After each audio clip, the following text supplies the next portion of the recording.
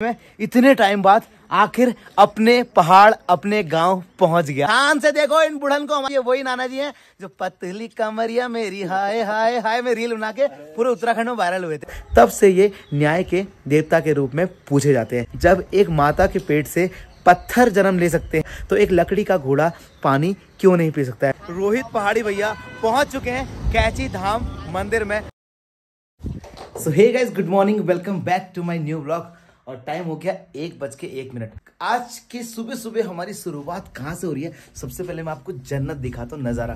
क्योंकि भाई बहुत टाइम से ना मैं हॉस्पिटल और घर के अंदर बंद था, लेकिन आज मैं कहाँ हूँ गैस करो भाई ये देखो अभी तो ये हम कहाँ आ गए, ये हम कहाँ आ गए। पीछे ना भाई कुछ दिखाई नहीं दे रहा, पूरा कोहरा कोहरा हो गया। ऊपर से पूरा भीमताल का पूरा व्यू दिखता है, भीमताल सातताल वाला एरिया सब दिख जाता है यहाँ से। यहाँ से जो नज़ारे ना भाई, अभी अगर ये कोहरा नहीं होता ना भाई तो भाई यहाँ से ना इतने खूबसूरत खूबसूरत नज़ारे दिखाई दे, आपका ना दिन ही बन जाता। अभी मैं हूँ आपका भवाली घोड़ाखाल मंदिर में। घोड़ाखाल मतलब गोलजू देवता का मंदिर, जिनको कुमाऊं का राजा और कुमाऊं का इष्ट देव के नाम से भी जाना जाता है। तो वैसे तो मैं कल आपका कैची धाम मंदिर आया था, बट कल क्या कहते हैं बारिश का कहर कुछ ऐसा हुआ, उसके बाद हम कैची धाम मंदिर तो पहुंच नहीं पाए। लेकिन आज हम अपने दिन की शुरुआत कर रहे हैं घोड़ाखाल से। शायद इसके पीछे वजह भी होगी, क्योंकि हमारे कुल के इष्ट ना गोलजू देवता है, तो मुझे घोड़ाखाल ले आए रात में भैया अंशुल भाई। भाई ये जो फ्लैट है ये अंशुल भाई के भाई का है। वैसे सूट वूट इनका जो रहता है ना म्यूजिक वीडियो का, वो यही पे रहता है। तो चलो यार अभी काम करते हैं, फटाफट से अपना सामान पैक करते हैं, अपने दिन की शुरुआत करते हैं। इस राइड में मैं और अंशुल रस्तोगी भाई दोनों साथ घूम रहे हैं। तो चलो दिन की शुरुआत करते हैं। कॉफी वॉफी पीएंगे हम बाहर, क्योंकि हमारे साथ ना किसी की बीवी है ना किसी का कोई बच्चा, तो हमारी दुकान में काम चलता है। ठीक है, अनमैरिड है ना यार। बिल्कुल हम अनमैरिड हैं, बिल्कुल हम सर्टिफिकेट के साथ साथ अनमैरिड है। ठीक है भाई। तो भाई ये था अपना कमरा जहाँ पर हम रुके थे, अपना सामान वामान सब बटोर लिया हमने। वैसे हम दोनों का सामान एक ही बैग के अंदर आ जाता है। और भाई जितने भी लोग पहली बार आए चैनल पर सब्सक्राइब करना अपने रोहित पहाड़ी को ना, बहुत जल्दी आप लोग इंटरनेशनल देखने वाले हो। ये बस 2 से 4 दिन की यात्रा है, फिर उसके बाद पापा को एक दिन हॉस्पिटल लेके जाना है, उसके बाद तुम्हारे भाई की फ्लाइट उड़ने वाली है बूम बूम करके विदेश की तरफ। भाई चलो अपने रूम से निकलते हैं। और पता है यहाँ पर एक सबसे खतरनाक चीज आपको दिखाता हूँ। एक मधुमक्खी ने छत्ता लगाया हुआ है, मतलब अपना घर बनाया हुआ है भाई। ये देखो, ये आप देख रहे हो। और पता है मैं इतना डर डर के यहाँ से जा रहा था ना, मैं क्या ही बताऊं। इसके अंदर ना पूरी लकड़ी के अंदर पूरी मधुमक्खियां भरी हुई है। तो एक काम करते हैं, चुपचाप पहले भाग लेते हैं यहाँ से, इससे बल्कि कोई काट ले। और तुम्हारे रोहित पहाड़ी के गाल वैसे ही फूले हुए हैं, थोड़े और फूल जाएंगे। ये थी अपनी बाइक जो हमने खड़ी कर दी घर के बाहर से।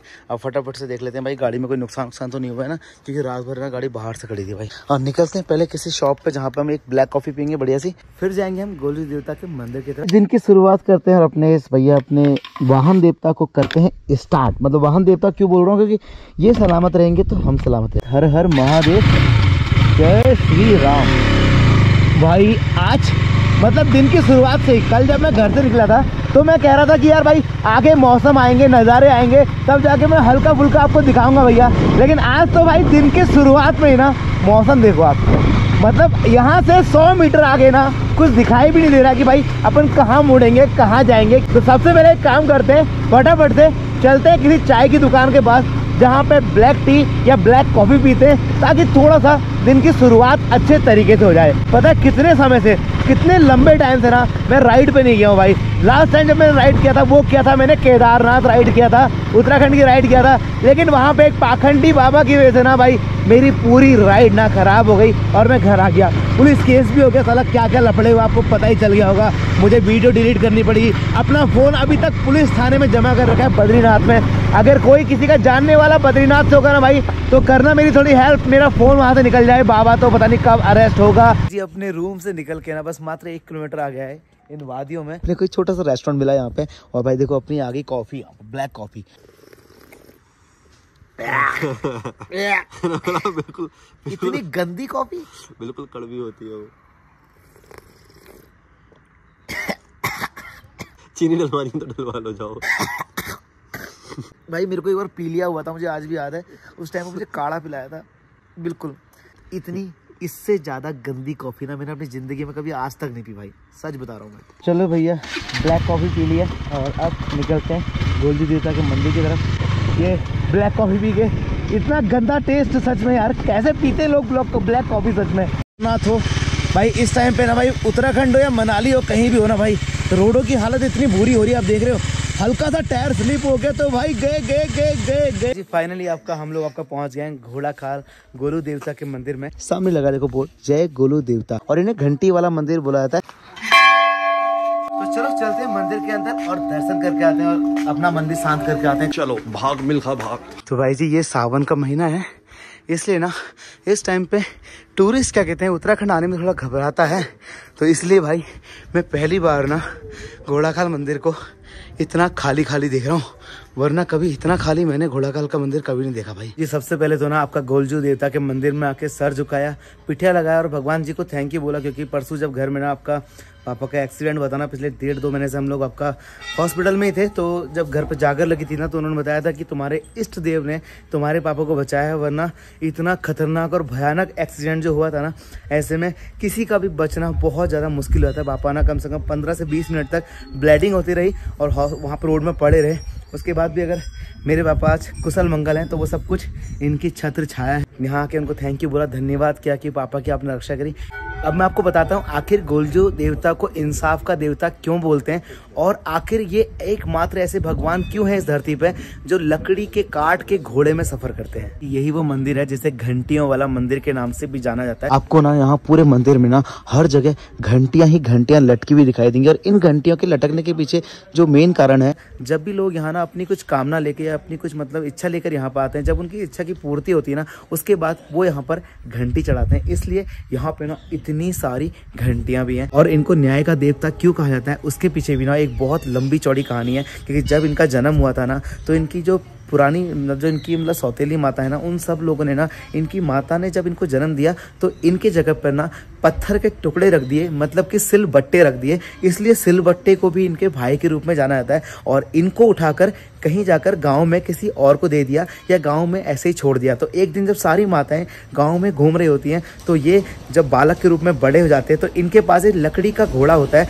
जिसे ये नदी के बगल में पानी पिला रहे होते हैं। तो वो माताएं आती हैं, वो कहती हैं, अरे बालक तू कौन है, और ये लकड़ी का घोड़ा भी कभी पानी पीता है? तो ये बालक बोलता है, तो गोलजू भगवान बोलते हैं, जब एक माता के पेट से पत्थर जन्म ले सकते हैं, सिलबट्टा जन्म ले सकता है, तो एक लकड़ी का घोड़ा पानी क्यों नहीं पी सकता है। ये जो उन सौतेली माताएं होती ना, उनको अपने किए की याद आती है और बहुत शर्मिंदा होती हैं। उसके बाद ये गोलजू देवता जाते हैं आपका राजा के दरबार में। वहाँ जाकर उन जो रानियाँ थी, जिन रानियों ने इनकी माता के साथ गलत किया था, उनको सजा दिलवाते हैं। उसके बाद तब से ये न्याय के देवता के रूप में पूछे जाते हैं। और इनका जो आज तक जो इनका वाहन है, वो लकड़ी का घोड़ा वाहन है, सफ़ेद रंग का। इसलिए आप जहाँ भी जाते हैं उत्तराखंड में, अगर आपको गोलजू भगवान का मंदिर दिखता है ना, तो वो एक लकड़ी का सफ़ेद घोड़ा काट के घोड़े के रूप में दिखता है। यहाँ पे ना आप जितनी भी सारी घंटियां देखेंगे ना, उनमें आप कोई ना कोई पर्चा इस तरीके से लगा हुआ देखेंगे। ये उन सभी लोगों की रिक्वेस्ट है जो यहाँ आकर अपने लिए कुछ ना कुछ मांगते हैं।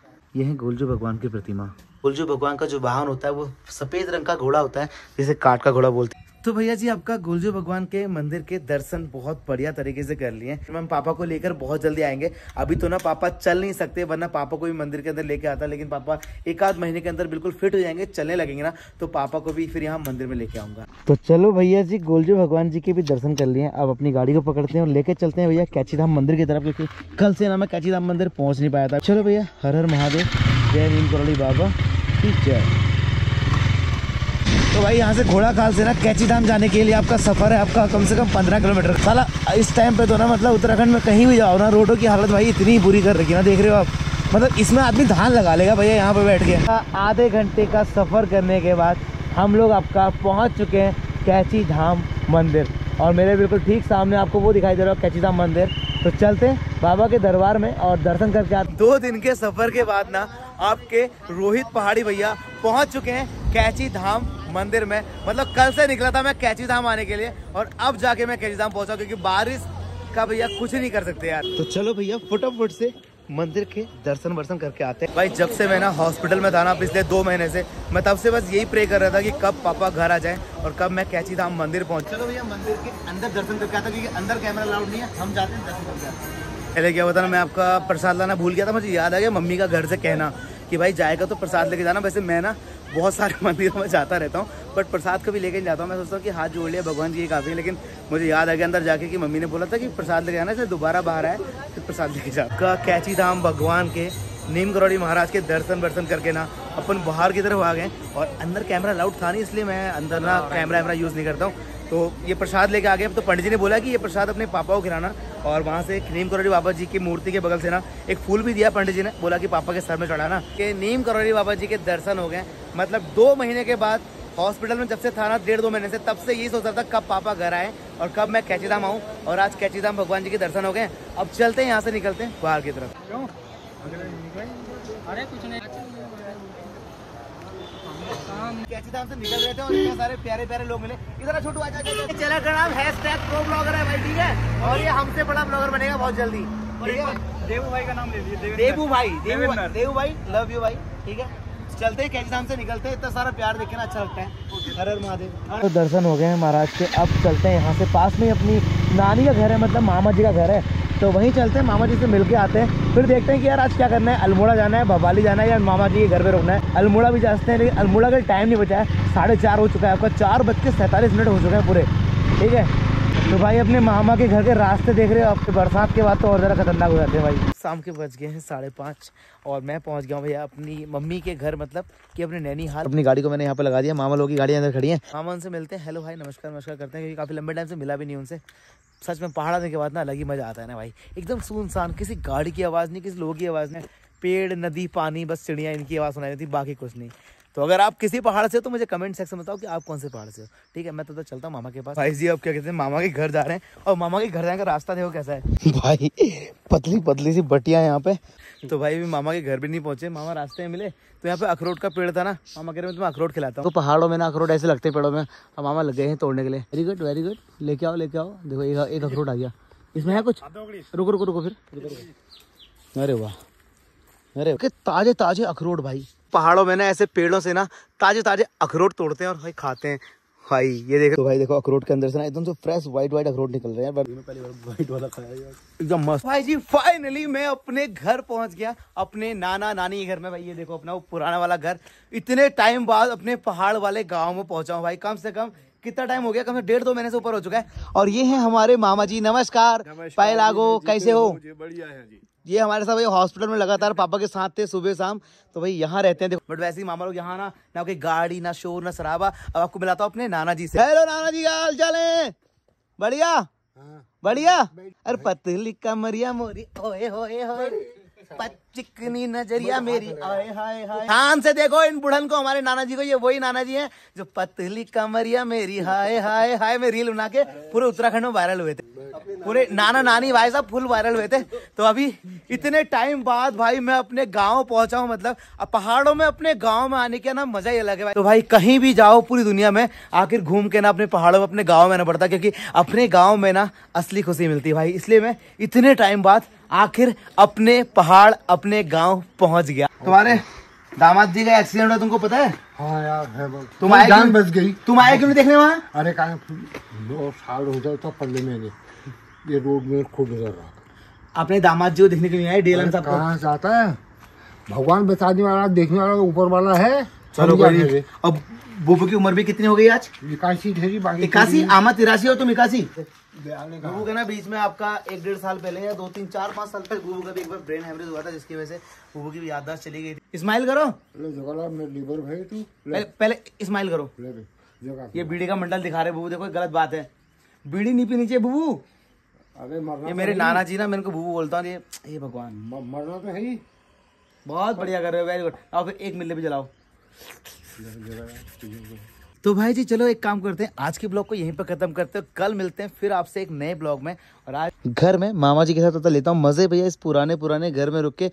तो आप बाकी कमेंट सेक्शन में बताओ कि आपको आज का ब्लॉग क्या अच्छा लगा, घोड़ाखाल का मंदिर अच्छा लगा, या फिर आपको घोड़ाखाल मंदिर आना है या कैचीधाम जाना है। आपको जैसे भी जाना है, मैंने आपको दोनों रास्ते दिखा दिए हैं बड़े तरीके से। तो आज के इस ब्लॉग को यहीं पे खत्म। Bye bye, take care, good night. Like comment share करना मत भूलना। Bye bye.